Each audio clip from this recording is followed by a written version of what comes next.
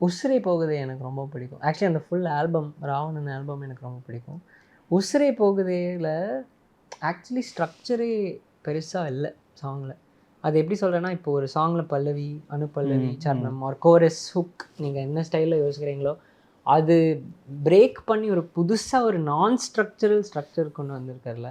எல்லாமே அது பழையமா தான் இருக்கும் ஃபுல்லாவே. ஆமா. அது வந்து வேற லெவல் மேட்டர். பிகாஸ் இப்போ ஒரு சாங் அந்த மாரி பண்ணணும்னா ரொம்ப டிஃபிகல்ட். ஏன்னா இப்போ ஃபர்ஸ்ட் ஆஃப் ஆல் ஒரு சாங் பண்ணணும்னா டைம் கம்மியா இருக்கணும். அட்டென்ஷன் ஸ்பேன் எவ்வளோ வேகமா அட்டென்ஷன் ட்ரா பண்ண முடியுமோ அது மாரி யோசிக்கணும். இல்ல ஒரு ஹுக் லைன் ரொம்ப ஸ்ட்ராங்கா இருக்கிற மாரி இருக்கணும். அது மாரி நெறைய ஃபேக்டர்ஸ் இருக்குல்ல ப்ரோ. உசிரை போகுதெல்லாம் அதெல்லாம் பிரேக் பண்ணி இருந்தாலும் அந்த சாங் ஸ்டார்ட் பண்ணா அது முடியிற வர you will only be hooked.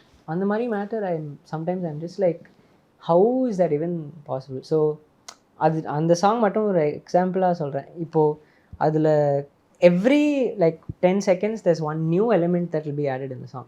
அது இன்னும் கேட்கும்போது நான் I'm realising there is one more layer that I have not heard before. அந்த மாதிரி அது ஒரு தனி யூனிவர்ஸ்.